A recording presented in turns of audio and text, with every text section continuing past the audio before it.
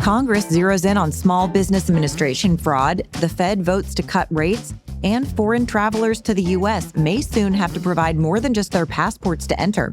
I'm Georgia Howe with Daily Wire Executive Editor John Bickley. It's Wednesday, December 10th, and this is Evening Wire.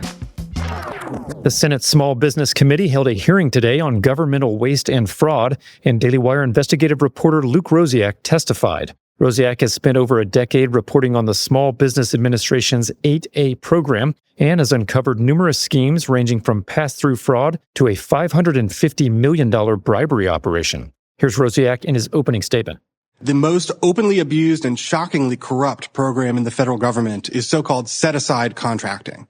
The program was created in 1978, mostly to help Black Americans start businesses since they'd been discriminated against by the government. But I don't believe any member of this committee would support the program if you see how it works a half-century later. These billions don't go to poor minorities in your states. They go to insiders in the suburbs of D.C., which are already the wealthiest counties in the country. Lawmakers say abuse of the program exploded under the Biden administration.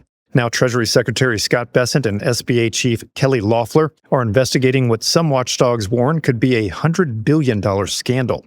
Committee Chair Joni Ernst says the goal is simple: stop no-bid fraud, shrink the bureaucracy, and protect taxpayers. When 8A programs divert government contracts to businesses committing fraud, legitimate small businesses pay the price, losing jobs, revenue, and growth opportunities. Let's clean this up for American taxpayers and put our hardworking small businesses first. At his rally in Pennsylvania last night, President Trump touted the effects of his immigration and economic policies on the American worker. Speaking to a crowd at Mount Airy Casino Resort, Trump noted that under his watch so far, net new jobs have gone to American citizens, not migrants, as they did under Joe Biden.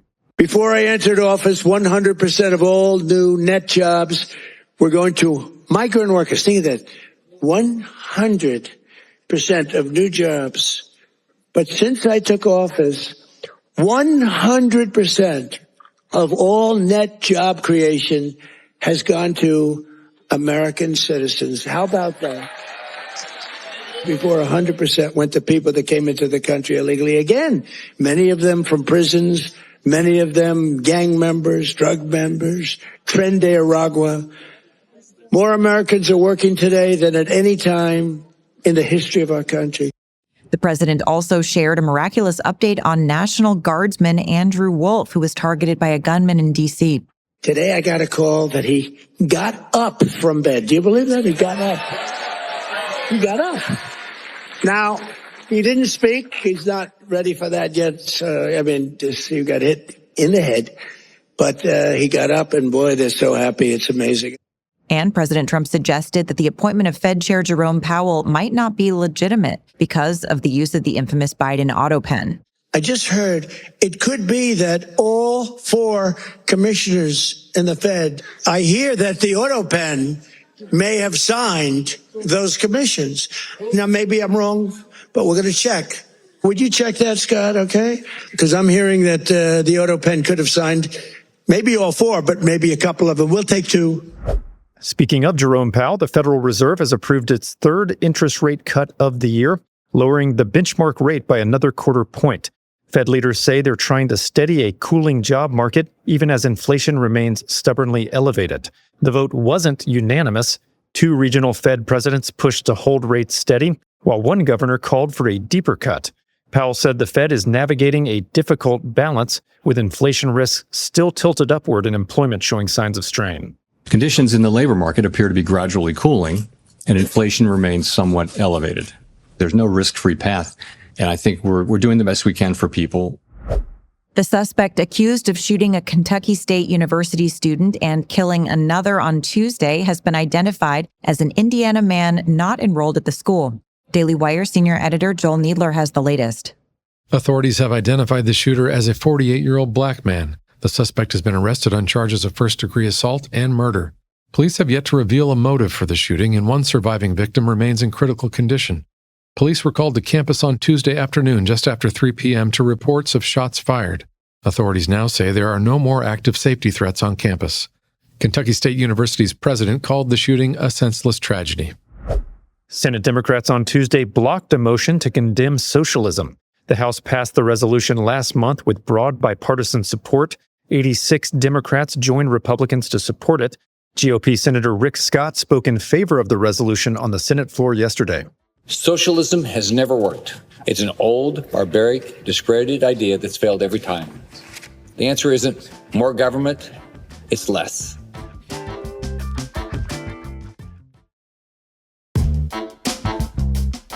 Ukrainian President Volodymyr Zelensky is drawing a firm line on the map and refusing to move an inch. Daily Wire reporter Tim Pierce has the latest. After huddling with European leaders this week, Zelensky said Ukraine has neither the legal nor moral right to hand over territory, pushing back on a Trump-driven peace proposal that would require Kyiv to give land to Russia. President Donald Trump argues Ukraine must play ball, insisting Moscow holds the upper hand and warning that size will win. His 28-point peace plan offers U.S. security guarantees, but only if Kyiv agrees to land concessions. Despite talk from U.S. envoys that a deal is close, fault lines appear to remain deep, especially over the Donbass and the Zaporizhzhia nuclear power plant. New details emerged in the trial of Luigi Manion as evidence hearings were held this week. Daily Wire reporter Brecca Stoll has the details. Defense attorneys are asking the court to exclude certain evidence recovered from Mangione's backpack, including a firearm and suppressor. The defense attorneys believe they have ground to stand on because Mangione's backpack was searched without a warrant and he made statements to the police before he was read his Miranda rights. The prosecution has argued that the firearm and suppressor should be fair game for trial because the backpack was searched for officer safety upon Mangione's arrest. Supporters of Mangione lined the courtroom during the hearings, one wearing a shirt that read, "New Yorkers for Luigi." We will provide more details as the trial continues. Charlie Kirk's final book has climbed the Amazon charts and even briefly went out of stock. Stop in the Name of God released Tuesday, and publishers say more than 60,000 copies sold on Amazon by midday, and 200,000 have already been printed, with more on the way. The book remains available through major retailers like Walmart, Barnes & Noble, and the publisher's own site. Elon Musk says he's not sure his blitz to slash government waste was worth the political firestorm it created. In a candid interview on the Katie Miller podcast, the Doge chief admitted that the effort only cut a fraction of what he called zombie payments, despite aiming to save up to $200 billion a year. We're a little bit successful. We were somewhat successful. I mean, we stopped a lot of funding for that really just made no sense. That was just entirely wasteful. But there are just, call it 2 or 3% of government payments that go out that really should not be going out. And it's actually quite hard to stop. When asked if he'd take the job again, he didn't hesitate, saying he'd rather have focused on his companies. The tech mogul also veered into personal fears, revealing AI nightmares and growing security concerns after recent political violence. Summing up his Washington tenure, Musk said simply, quote, "Knowing what I know, I don't think so." Foreign travelers to the U.S. may soon have to provide 5 years of social media history before entry. Travelers from countries like the UK, France, Germany, and South Korea who do not need visas to travel to the U.S. under the Visa Waiver Program may soon have to provide additional personal details before being approved for entry. The information includes email addresses, past home addresses, as well as 5 years of social media history. There's no definitive rubric yet as to what kind of social media content would jeopardize approval. A prominent Biden-era health official who identifies as transgender is outraged after the Trump Department of Health and Human Services changed his nameplate to show his birth name. Daily Wire reporter Amanda Presa-Giacomo has the details. On Tuesday, HHS took to X to unapologetically confirm the change to the name listed for the former Assistant Secretary for Health under Biden.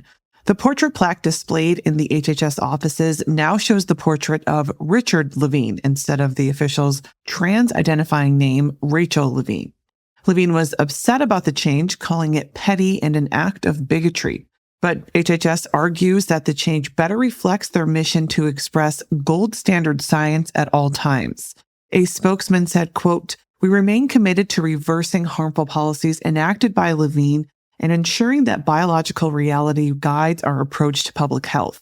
During his tenure, Levine claimed the title of the first female 4-star officer in a video boasting about diversity at HHS, and he was also widely criticized for his support of so-called transgender care for minors, which opponents highlight is often irreversible and damaging to children. Secretary of State Marco Rubio has canceled Calibri from the State Department. Yes, the default font from Microsoft Word has been replaced, or rather reverted, to Times New Roman for official State Department use. Biden's Office of Diversity and Inclusion recommended the switch to Calibri for, quote, accessibility in 2023. Then Secretary Antony Blinken obliged. Rubio called the Calibri switch wasteful and a degradation of the department's official correspondence. He announced the change today in a cable titled Return to Tradition, Times New Roman 14-point font required for all department paper.